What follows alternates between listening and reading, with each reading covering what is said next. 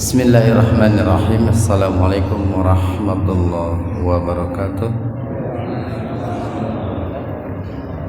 Alhamdulillahi rabbil alamin, alladzi hadana li hada wa ma kunna linahtadiya laula an hadanallah. Asyhadu an la ilaha illallah wahdahu la syarikalah wa asyhadu anna Muhammadan abduhu wa rasuluh alladzi la nabiyya wa la rasula ba'da. Hadirin ikhwatul iman, jemaah Majelis Tafsir Ilyin yang mudah-mudahan senantiasa diberikan kesehatan, keberkahan dan perlindungan Allah Subhanahu wa taala. Kajian hadis qudsi pada kesempatan yang berbahagia ini membahas hadis qudsi nomor 139, halaman 152. Halaman 152, hadis nomor 139. Hadis ini sahih diriwayatkan oleh Al-Imam Muslim, Abu Dawud dan juga Al-Imam An-Nasai. Bahkan ada beberapa hadis yang redaksinya mirip ya, atau hampir sama dengan redaksi hadis ini. Nah, hadis ini bersumber dari seorang sahabat yang bernama Abu Hurairah, atau dinukil dari Abu Hurairah radhiyallahu anha. Beliau menuturkan bahwa Rasulullah sallallahu alaihi wasallam bersabda, Allah Subhanahu wa taala berfirman, qala Allahu azza wa jalla. Jadi Rasulullah bersabda, Allah yang maha tinggi, Allah yang maha mulia berfirman, yu'dhini. Al-adha itu menyakiti ya, atau al-adha itu kan sakit gitu Pak. Jadi kalau yu'dhini ini kan kata kerja. Yu'dini, telah menyakitiku. Siapa? Ibnu Adam, anak cucu Adam.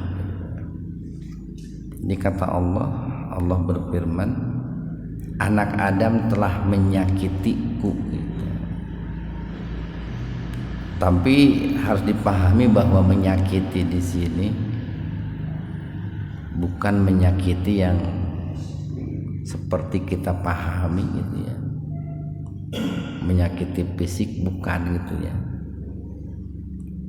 Para ulama mengatakan begini, menyakiti itu belum tentu harus membahayakan gitu. Atau boleh dipahami bahwa menyakiti di sini adalah menyakiti perasaan lah. Bukan menyakiti secara fisik gitu. Jadi Allah mengatakan bahwa anak Adam itu telah menyakitiku. Karena kan kalau menyakiti Allah secara zat itu tidak mungkin anak Adam itu bisa menyakiti. Manusia tidak mungkin bisa menyakiti Allah secara zatnya. Tetapi manusia sangat mungkin menyakiti Allah secara maknawi atau secara batin, secara perasaan. Bagaimana anak Adam itu dikatakan menyakiti Allah? Yasubbu, dia mencaci ad-dahr. Ad-dahr itu waktu, masa atau waktu. Wa ana, sedangkan aku ad-dahr. Aku ini adalah ad-dahr. Biyadiya, di tanganku atau dalam kekuasaanku, al-amru, segala urusan. Uqallibu, akulah yang membolak-balik al-laila malam, wan nahara siang. Nah, ikhwanu fiddin arsadakumullah, bagaimana yang dimaksud dengan mencela waktu atau mencaci maki waktu? Jadi dahulu orang-orang Arab jahiliyah itu seringkali mereka itu mencaci maki waktu ataupun masa, atau ada beberapa masa yang mereka katakan waktu-waktu yang sial gitu, waktu sial. Mereka sering menyebutnya itu ya khaybatud dahar, wahai waktu yang sial. Kalau di Indonesia disebutnya larangan bulan. Di Sunda itu banyak tuh larangan bulan itu, bulan-bulan yang terlarang gitu. Itu mencela waktu gitu. Jadi dianggap ada waktu yang buruk, ada waktu yang jelek, waktu yang mendatangkan kesialan-kesialan. Maka karena ada anggapan seperti itu, sehingga ada yang disebut dengan larangan-larangan itu. Ini kalau dulu orang-orang Arab jahiliyah itu diabadikan tuh dalam surat Al-Jasiyah ayat 5 itu. Wa may yuhlikuna illa dahar. Sebelum itu waqalu, mereka mengatakan wa ma hayatuna dunya, tidaklah kehidupan dunia ini namutu wa nahya, kami itu mati dan hidup, wa may yuhlikuna illa dahar, dan tidak ada yang membinasakan kita, tidak ada yang membinasakan kami kecuali hanyalah masa. Nah, sehingga dalam pandangan orang-orang Arab jahiliyah itu ada beberapa waktu ataupun masa yang dianggap sial. Di antaranya bulan Syawal itu, Pak. Dalam pandangan mereka Syawal itu dianggap bulan sial. Sehingga orang-orang Arab jahiliyah tidak mau menikah atau menikahkan di bulan Syawal itu. Kalau di Indonesia, khususnya di Sunda itu kan suka ada yang namanya ini kala. Kala itu kan bencana, itu malapetaka atau hal-hal yang buruk yang harus dihindari itu. Biasanya kalau orang Sunda itu mengatakan begini, bulan Syawal Hapit Rayagung itu larangannya itu hari Jumat, hari larangannya itu Syawal Hapit Rayagung itu hari Jumat, itu hari larangan. Kenapa? Karena kala berada di sebelah utara itu. Jadi kalau orang melakukan sesuatu di hari Jumat bakal sial. Itu dalam keyakinan sebagian besar masyarakat Sunda. Mungkin sebagian besar itu, Pak. Itu Syawal Hapit Rayagung. Kalau Muharram Safar Mulud, nah itu larangannya itu hari Sabtu dan hari Ahad itu. Itu 2 hari Sabtu dan Ahad itu larangan, itu hari larangan. Karena kala sedang berada di sebelah timur itu, Pak. Jadi kalau orang menikah atau melakukan bepergian di hari Sabtu dan Minggu bakal sial itu. Itu Muharram Safar Mulud. Jumadil Akhir Rajab Rawah, tadi kan Syawal Hapit Rayagung, Muharram Safar Mulud, Silih Mulud, Jumadil Akhir Rajab. Nah, Silih Mulud, Jumadil Akhir Rajab. Itu larangannya itu hari Senin dan Selasa itu. Karena kala itu kan tadi sesuatu yang buruk, malapetaka. Itu sedang berada di wilayah selatan gitu, di arah selatan. Sehingga lamun orang itu melakukan pernikahan atau bepergian atau melakukan transaksi di hari Senin dan Selasa bakal sial itu. Segera datang ka dukun pasti gitu Pak. Dan saya tuh senior na dukun baheula mah tuh. Pasti gitu tuh. Kalau seandainya itu raja berwah puasa nih Pak, nih sekarang nih raja berwah puasa. Itu hari sialnya itu adalah hari Rabu dan Kamis itu. Menurut Papa Enana, Pari Rimbon, orang Sunda itu begitu. Itu hari sialnya itu Rabu dan Kamis karena kala sedang berada di sebelah barat gitu Pak. Barat. Nah itu dalam Pari Rimbon sebagian orang Sunda seperti itu. Walaupun di Sunda sudah banyak yang modern sudah banyak, yang sudah berperadaban maju banyak. Tapi tidak bisa dipungkiri bahwa di masyarakat, khususnya di masyarakat awam, itu masih banyak keyakinan seperti itu. Nah tanpa disadari bahwa itu adalah ya sumbud dahar, itu mencaci waktu atau mencela waktu. Nah yang tentu saja di sini kan harus berpikir bijak juga gitu Pak ya. Para ulama membagi ada beberapa tingkatan bagaimana seseorang itu terkait dengan mencela waktu ya. Ada yang dibolehkan ya, atau dimaafkan.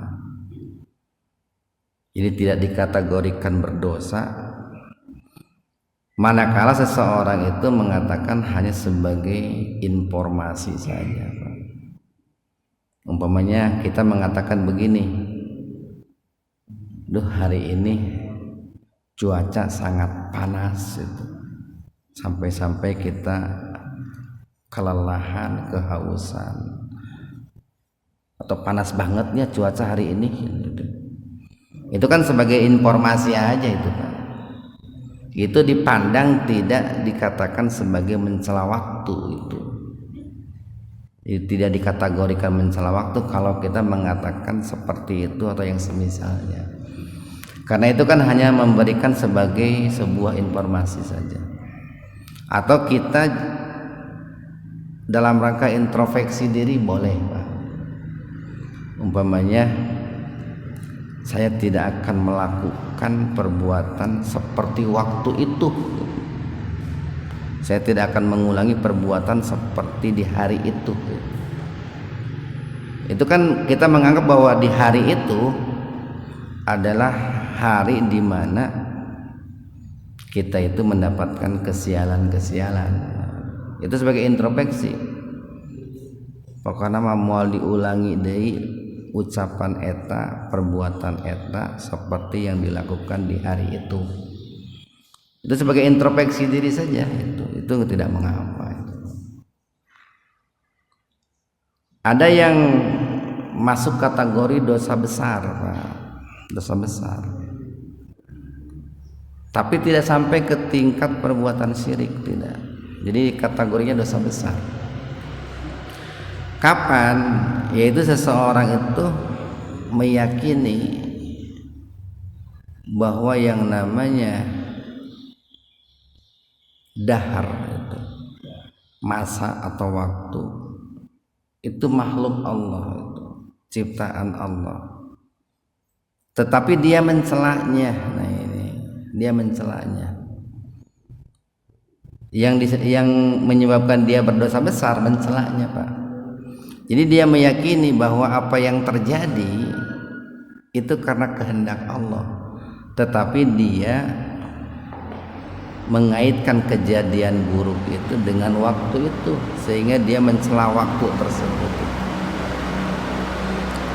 Nah itu kalau sampai ke tingkat syirik tidak Pak, tetapi itu perbuatan dosa besar. Ada yang lebih parah lagi, yaitu orang yang mencela waktu itu, di mana dia mengatakan bahwa kesialan-kesialan yang menimpa dirinya atau keuntungan-keuntungan kenikmatan yang mengenai dirinya itu dikarenakan waktu. Nah, kenapa di sini sampai kepada tingkat syirik, Pak? Karena dia menganggap waktu adalah pemilik kekuatan. Kalau yang kedua tadi masih meyakini pemilik kekuatannya Allah gitu, Pak. Tapi dia mencela waktu, itu yang kedua. Makanya disebutnya dosa besar, belum sampai kepada syirik. Tapi kalau yang ketiga disebut orang musyrik gitu. Karena dia sudah menyandarkan kebaikan dan keburukan itu kepada waktu, bukan lagi kepada Allah itu. Jadi dia menganggap bahwa waktu itu punya kekuatan untuk mendatangkan kebaikan ataupun keburukan. Nah, ini lebih parah daripada yang kedua, Pak. Nah, kenapa kok di sini Allah merasa disakiti, Pak? Karena ketika orang itu mengatakan bahwa kebaikan dan keburukan, kenikmatan dan malapetaka itu disebabkan oleh waktu, itu menganggap satu karena dia itu telah meremehkan ciptaan Allah itu, Pak. Jadi adahar itu makhluk, Pak, makhluk ciptaan Allah. Tentu banyak lah, Pak, jenis-jenis waktu itu. Yang secara garis besar itu kan ada waktu malam, ada waktu siang kan gitu. Itu secara garis besarnya itu. Kalau mau dirunut lagi dalam istilah kita ada pagi, siang, sore, malam. Dalam Islam itu waktu itu sangat banyak sekali itu. Dari mulai waktu sahur, waktu fajar, waktu subuh, waktu isyraq, waktu duha, waktu zuhur, waktu asar, maghrib, isya, malam, lebih banyak lagi. Nah, ini ada beberapa waktu pada tiap-tiap daerah, beda-beda, Pak, ya. Jadi yang tadi saya sampaikan itu di Sunda itu di beberapa daerah, tergantung daerahnya dan tergantung masanya, tergantung generasinya. Itu waktu-waktu yang sering dianggap sebagai sumber malapetaka gitu. Nah, hal seperti ini dilarang, Pak. Dalam hadis Nabi mengatakan begini, la adwa wala tiyarata wala hamata wala sofar itu. Wala sofar. Itu ada kata-kata wala sofar. Dan tidak ada yang namanya kesialan-kesialan yang disebabkan oleh bulan sofar itu, Pak. Sapar. Ini tuh bulan mulutnya. Kemarin sapar, Pak. Ini sudah menjadi sebuah keyakinan, Pak, hampir di seluruh masyarakat Indonesia, terutama di masyarakat Sunda. Sapar ini posisi sialnya ini menurut orang Sunda, Pak. Sebagian masyarakat Sunda itu seperti sialnya bulan Syawal menurut orang Arab zaman jahiliyah dulu. Ya, orang Arab itu menganggap bulan Syawal itu bulan sial itu. Sehingga tidak boleh yang namanya menikah atau menikahkan di bulan Syawal. Nah, dibantah tuh, ditepis oleh Rasulullah sallallahu alaihi wasallam. Sehingga beliau menikahi Siti Aisyah itu di bulan Syawal itu, Pak. Siti Aisyah itu dinikahi oleh beliau di bulan Syawal. Itu kan menjadi pukulan berat tuh, pukulan telak bagi masyarakat Arab jahiliyah. Apa yang mereka anggap sial di bulan Syawal itu, dengan menikahnya Rasulullah bersama Siti Aisyah, itu menjadi sebuah pukulan yang sangat luar biasa. Dakwah yang sangat efektif itu seperti itu, Pak. Jadi kalau Bapak ingin berdakwah nih di masyarakat Indonesia khususnya bulan Sunda, kalau punya niat mau kawin lagi Pak, ini kalau mau niat kawin lagi nih, cobalah nikahnya di bulan Safar Pak, bulan Safar. Anak sekaliwat nyangka tahun hareup lah bisa kali gitu. Jadi dengan menikahnya di bulan Safar itu ada beberapa ini Pak, ada beberapa misi gitu, ada beberapa kelebihan. Satu, untuk memberantas tahayul itu Pak ya, apa yang dipahami oleh sebagian masyarakat bahwa bulan Safar itu bulan sial. Yang kedua, dalam rangka mengagungkan Allah ya, dalam rangka mengagungkan Allah itu kan kadang di masyarakat begini keyakinannya itu, kenapa tidak mau menikah di bulan Safar, pokoknya karena Safar itu bulan kawinnya anjing kan gitu ya, kan suka diyakini begitu, bulan kawinnya anjing. Atau yang kedua, karena tadi bulan Safar itu kalau orang menikah di bulan Safar suka diyakini pernikahannya tidak akan langgeng atau tidak akan punya keturunan atau bakal awet rajet. Awet rajet teh awet tapi hungheng terus gitu Pak. Itu keyakinan masyarakat seperti itu Pak.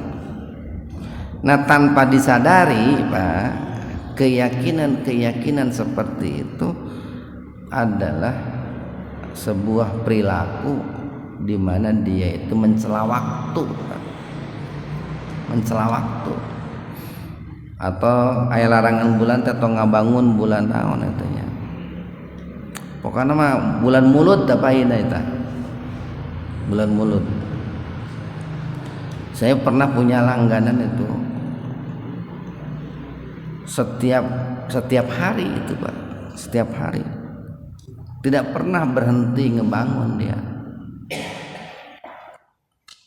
Pokoknya Mas beberapa tahun, berapa puluhan tahun mungkin lah jadi langganan itu. Kontrakannya juga sampai punya 2000 pintu itu. Itu tiap hari ngebangun aja itu. Kecuali bulan mulut ya teh. Bulan mulut. Saya tanya kenapa kok bulan mulut berhenti? Pamali centem apa itu. Larangan bulan eta teh teu ngebangun. Jadi para rakyat teh si pagaweana teh boga tukang sorangan atuh. Itu para rakyat itu bulan mulut eta. Lain bulan mulut terus ngebangun. Nah, karena dia meyakini bahwa bulan mulut itu bulan sial untuk membangun Pak. Nah, ternyata keyakinan seperti itu bukan sesuatu yang biasa itu, bukan. Tetapi sesuatu yang bisa menjerumuskan seseorang kepada perbuatan dosa besar. Bahkan bisa menjerumuskan seseorang kepada perbuatan syirik Pak.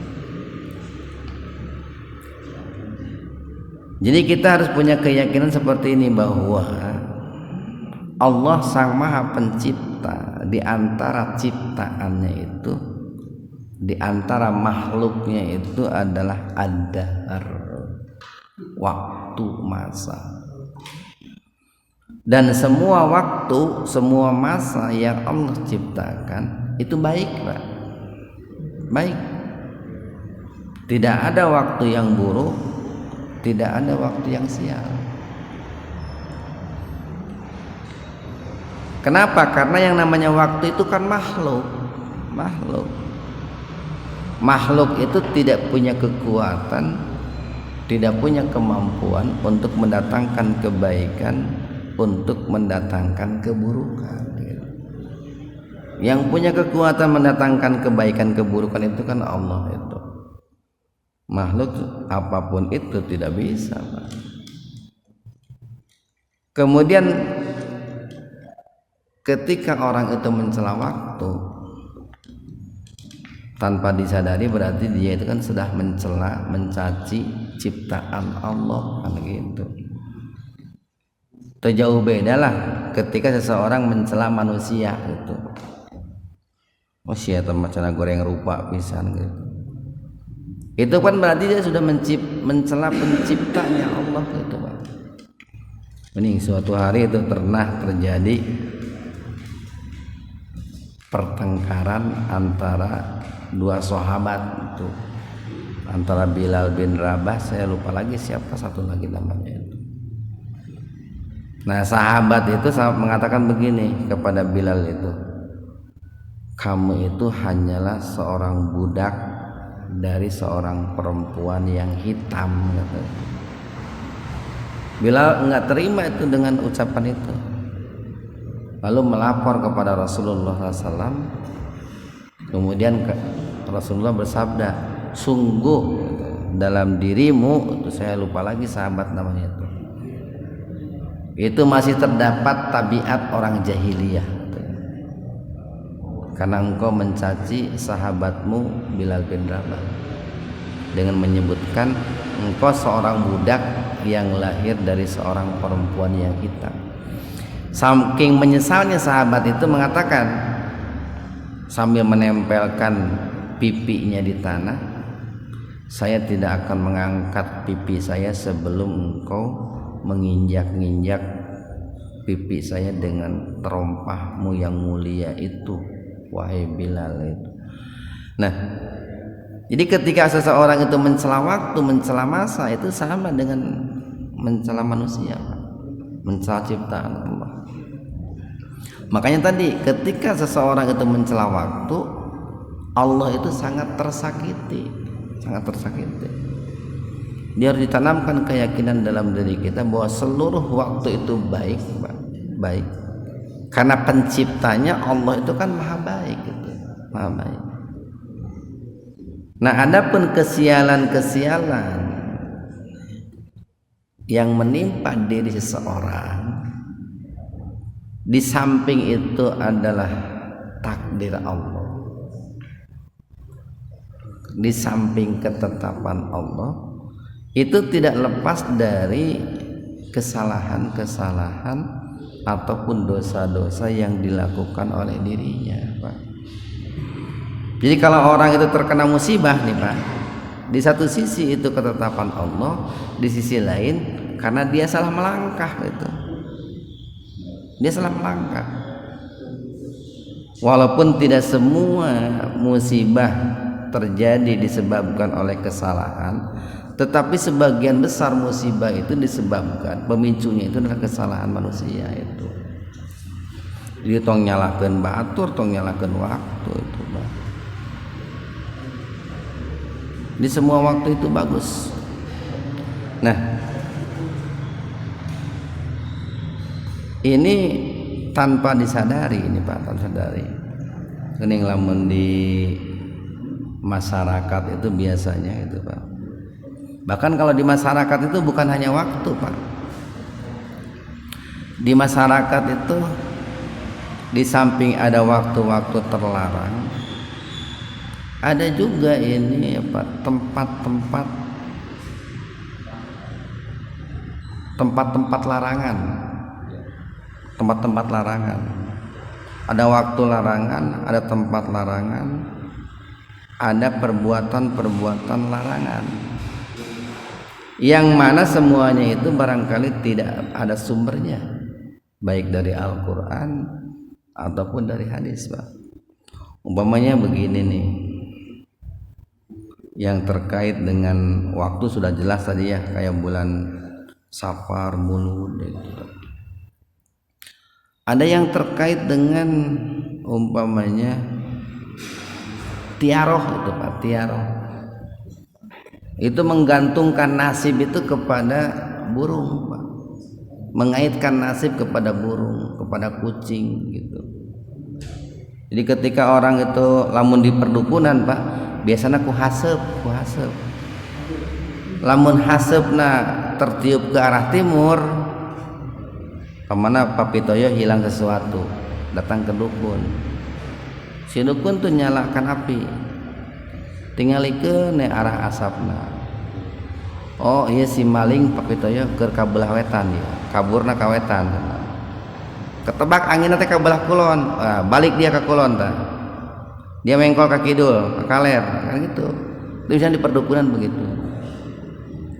Jadi bukan hanya waktu, tetapi ada beberapa yang menjadikan seseorang itu terjerumus kepada syirik, atau menggantungkan nasib ketika mau pergi lalu ada burung terbangnya ke arah timur. Oh ini nih bakal sial. Oh ini nih berarti berangkatnya harus ke arah timur dulu, jangan ke arah barat dulu.